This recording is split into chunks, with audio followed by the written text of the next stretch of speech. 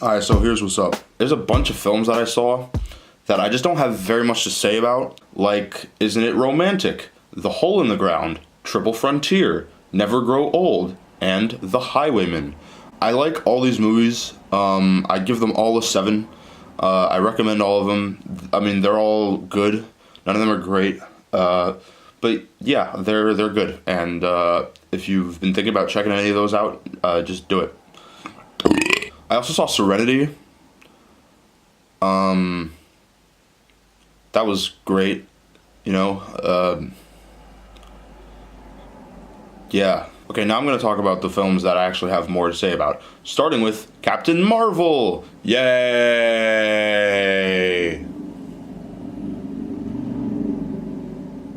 By the way, my room is right next to a road, so if you're just hearing noises, that's what that is. It's cars and motorcycles and shit. I'm sorry, I don't have a soundproof studio. You know, it's just a window and curtains. That's all I got. But you got to make do with what you have. You know. Yeah. What was I talking about? Oh yeah, Captain Marvel. So I saw this movie with my girlfriend on International Women's Day. So I mean that was cool. Okay, so check this out. All right. I'm a big fan of the MCU. I never read any of the comics growing up.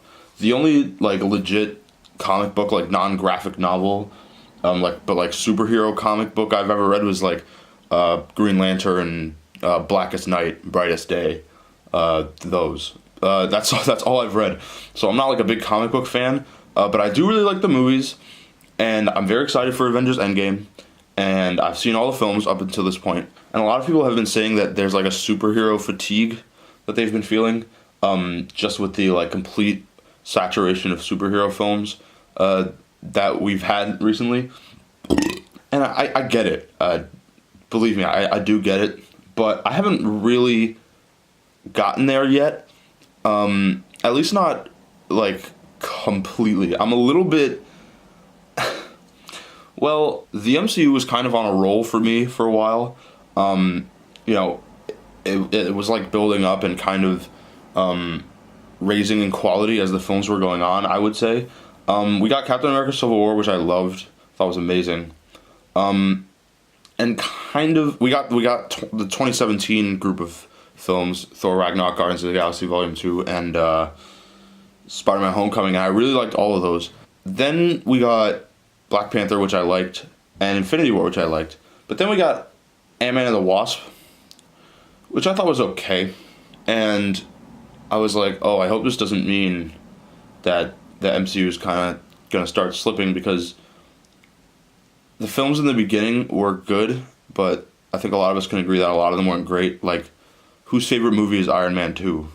Like, nobody's. Probably somebody's, but not mine. But I wasn't really feeling it until recently when we got Ant-Man and the Wasp. And then when I saw Captain Marvel, I was like, oh, okay. Look. I liked the film. I thought it was fun. But it could have been a lot better. You know, it was just kind of dull. Not like visually. There wasn't too much of a visual style, I'll be honest. But the colors were nice. It just, when you look at a film like Thor Ragnarok or either of the two Guardians of the Galaxy movies, those films very much have their own style. And the directors of those films clearly were given a fair amount of reign to just do what they want and bring the picture to, you know, their image of it. And it really paid off there. But this film, there's no like directorial or visual flair. It's all just kind of meh.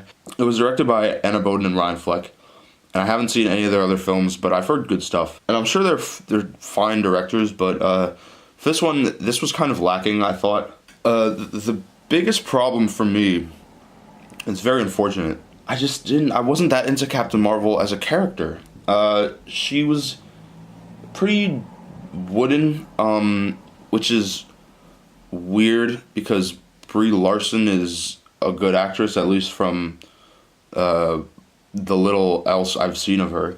She's decent. So I really don't know what was up here. I don't know if it was the script or the performance, probably both. But I just wasn't that into her as a character. You can kind of excuse her woodenness because a big part of her arc is learning to accept her emotions and embrace her emotions. Because for a while, Jude Law is telling her, no, emotions are bad, warriors shouldn't have any emotions, hide your emotions.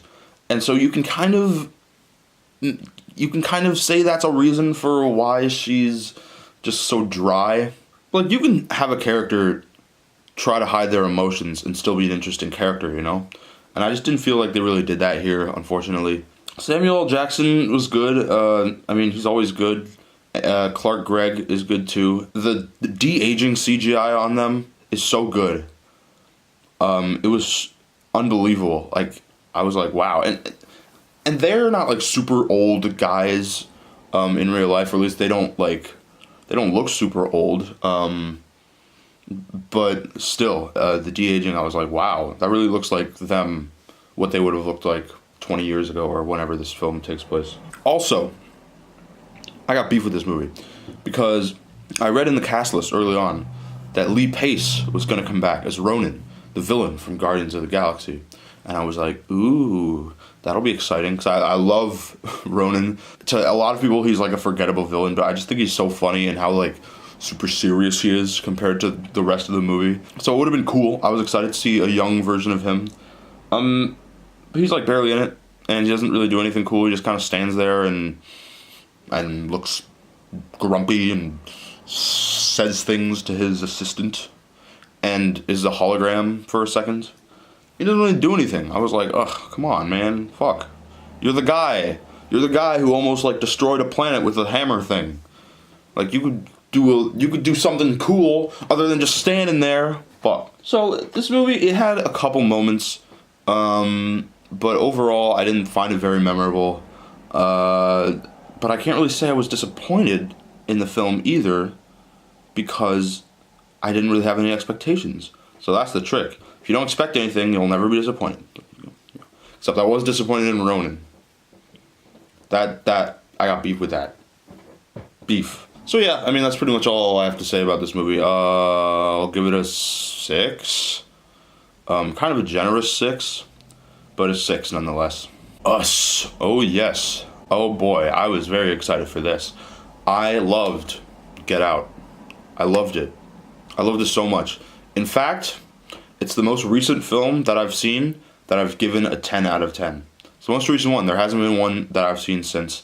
There were none last year in 2018. So yeah, I thought it was great. I was very excited to see what career path Jordan Peele would take after that, and he seems to be, from what I can tell from these two films anyway, he seems to be very interested in kind of like weird Twilight Zone-y type Black Mirror horror. And he's like producing or directing the new Twilight Zone reboot, isn't he? So I mean, that makes perfect sense. I thought this movie was really well done. Jordan Peele has done it again. This is just a really creepy movie. There's some comedy in it. I'd say probably more comedy than in Get Out, which I still say is not a comedy. People will try to tell you that it's a comedy, and it's not. This has more jokes, I guess, but they weren't worked in as well. I thought there were one or two moments where a character would say something funny, and I would just be like, dude, you're in the middle of this like life-changingly horrific situation. You wouldn't just say, like, you wouldn't just crack a joke in the middle of that unless, I mean, I don't know, maybe you would. I don't know. I don't know you. Fuck. And if we're gonna compare Us to Get Out, I would say I liked Get Out more just because it was a little bit deeper in terms of what it was saying, and it's kind of like and it's kind of like racial and social implications. Us doesn't have as much of that, but I'm not gonna like take away points just because it didn't go like super deep into themes that I was hoping it would, because really this is just a straightforward horror movie.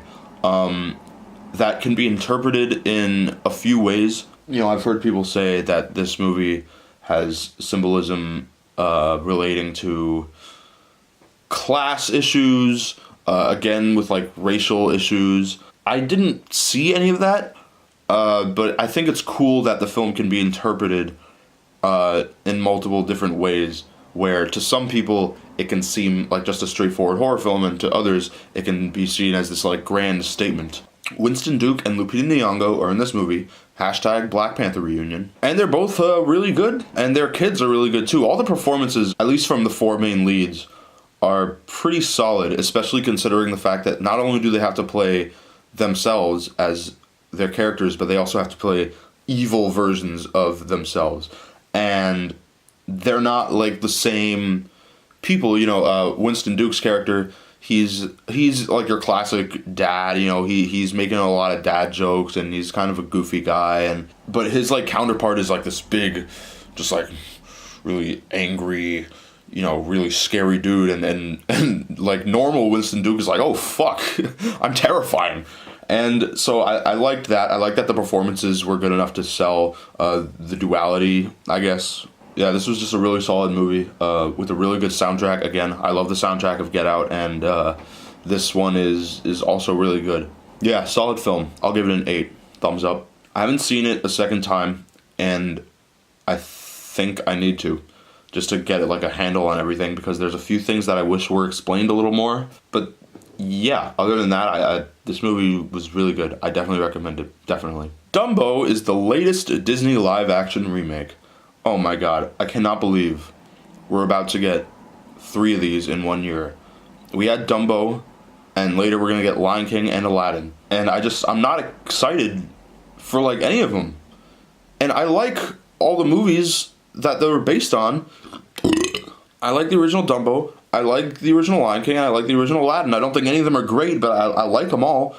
So why am I not excited at all for any of these movies? I had no anticipation going into Dumbo. None at all. Even though Tim Burton was directing it, and he usually has like a great visual style, I was just like, you know, whatever. Maybe it'll be good, maybe it won't be, but I'm just gonna go see it because Disney has my balls.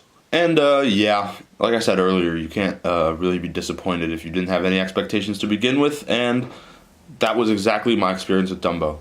I felt nothing when this movie ended, really. I was just like, alright, well, you did that. God damn it, Disney. Fuck. So the original film is like an hour and 10 minutes long or something like that. It's so short. After I saw the movie, I rewatched the original, and the whole plot is basically people give Dumbo shit because he's deformed, and then his mouse friend helps him gain his confidence, and then he flies. And that's the movie. That's the entire movie, basically. So they were like, okay, we have to remake this.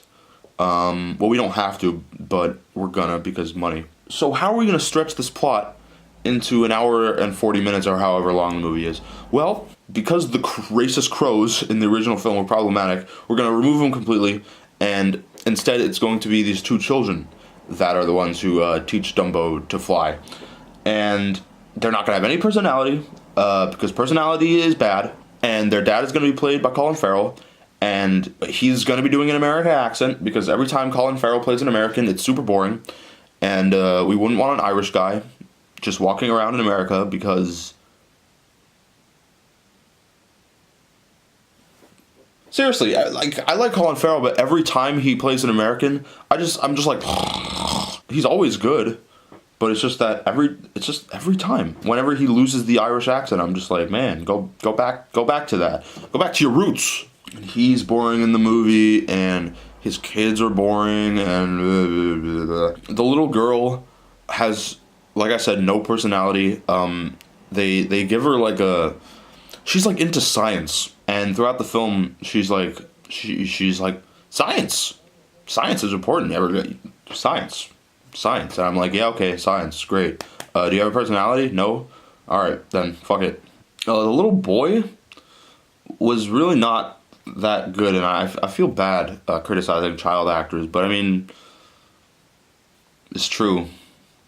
And he had less of a personality than the girl did. I mean, she at least, like, got a thing. It was science. That was her thing.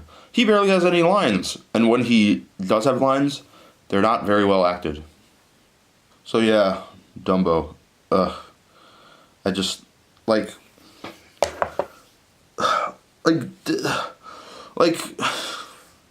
can't these Disney remakes be better? Okay, I liked The Jungle Book. Good job. But, I mean, dude. You know what, just, fuck it.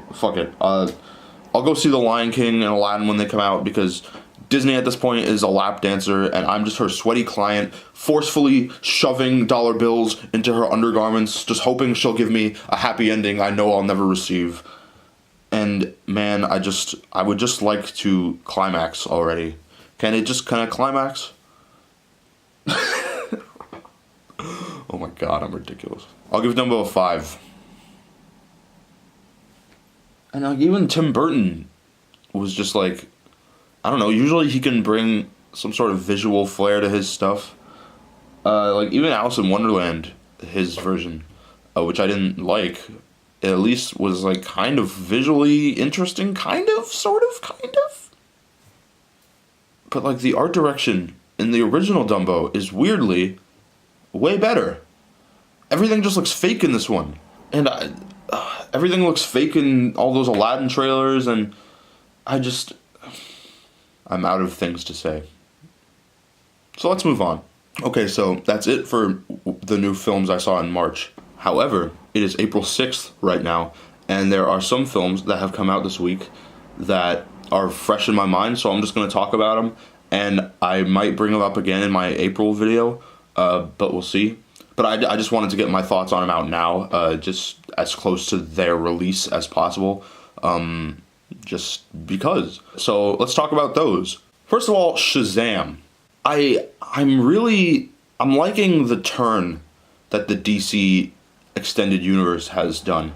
I liked Man of Steel, alright. Batman v Superman and Suicide Squad have a ton of problems. And technically they're not very good movies, but I don't hate them. What else was there? Wonder Woman I liked a lot. Aquaman was really dumb, but I also liked it. And Shazam is continuing that trend. This movie is so stupid. Not as dumb as Shazam, but, I mean, what? Shazam and Aquaman are similar in that they're both very dumb, but they're both kind of aware of it. Aquaman takes it to, like, another level. Shazam is a lot simpler. It's just a story about a kid who gets superpowers, and he, tries to get along with his new family. That's nice. That's cute. Now, one thing I didn't know going into this movie was that the kid, Billy, who eventually becomes Shazam, he is a foster kid, and he's constantly going from foster home to foster home, constantly getting kicked out of them. And when he arrives at the one that he arrives at in this film, they're all very nice, they're very warm, they're very welcoming. There's an adorable little girl who was so cute I wanted to kill myself and just blow my brains out all over the rest of the audience in the theater. She was so adorable. I could not believe it. And this was my favorite part of the movie, and I wish it had been dealt with a little more, because where this, like, foster family, where they end up at the end of the movie is great, and I just wish that we had gotten to know, like, each of the kids a little more. We get to know a couple of them, but the others just kind of fall back, and they're all fun characters, so hopefully in future films they'll be explored more. Definitely the weakest part of the movie is the villain, played by Mark Strong, who was also Sinestro in the Green Lantern movie. And wasn't he the villain in the first Kick-Ass movie too? This guy just oozes graphic novel villainy, I guess. Oh, and he's in the Kingsman movies, which he's not a villain in those, but they're based on graphic novels, so I don't know. Maybe when they finally make a Bone movie, he'll be in that. That'd be awesome. He was fine in the film, but his character was just very very bland, and they gave a decent backstory for him, but, like, he just wasn't that interesting. There's a joke in this movie involving him where him and Shazam are like standing really far apart, and there's a joke that happens there that was straight out of Kung Fu Panda 2. I was like, you stole that from Kung Fu Panda 2. How dare you? But I mean, you know, to be fair, it was still funny. So, you know, whatever. Overall, I thought the film was fun. It was a nice, kind of disposable superhero origin story. And when I say disposable, in this case, I don't really mean that as a bad thing, because in this like superhero climate that we're in now, I mean, Infinity War, it wasn't like darkness all the time, but it was definitely a more gloomy film, especially considering the ending. So it's interesting. It's interesting to see Marvel kind of getting a little darker and DC kind of getting a little lighter. It's fascinating, and I'm excited to see what DC does next. And I will give this movie I'll give it a 7, but that might go up to 7.5 in the future. I've been wanting to see Unicorn Store for a while now. It came out in 2017, actually, when it premiered at the TIFF festival, I think. So technically it's a 2017 release, but it was just released for the masses on Netflix the other day. So I'm just gonna talk about it real quick.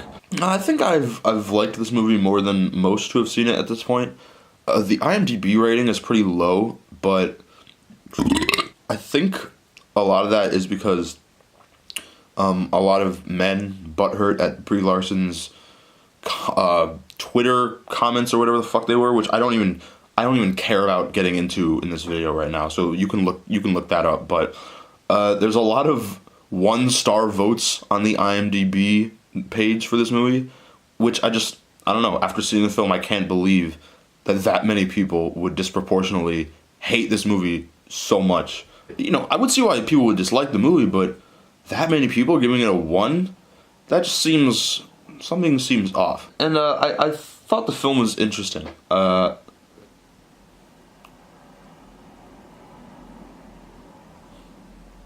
I was going to sneeze, but I didn't. I thought the film was interesting. I liked the premise, the premise kind of comes into the light as the film goes on, so I won't say anything about it. But the title is a clue. There might be a store, and there might be unicorns, maybe?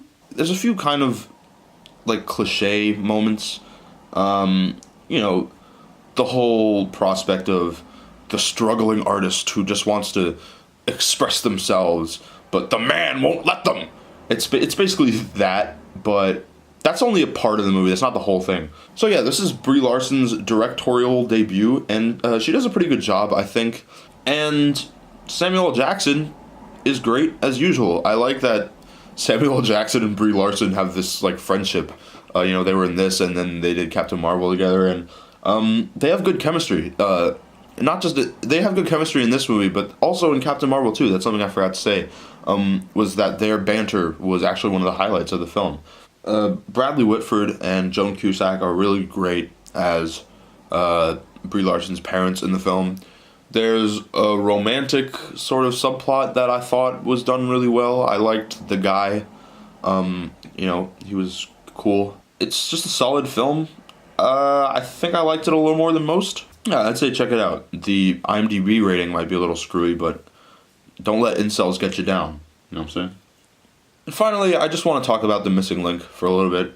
I just saw this movie, literally earlier today. This is the latest stop-motion animated film from Laika, who has done Coraline, The Box Trolls, Kubo and the Two Strings, and Paranorman. And I like all those movies. Coraline is definitely my favorite. I think that's like a masterpiece. And the others are good. They're really good.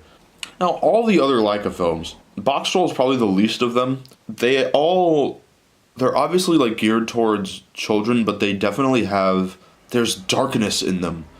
Especially in Coraline and Paranorman.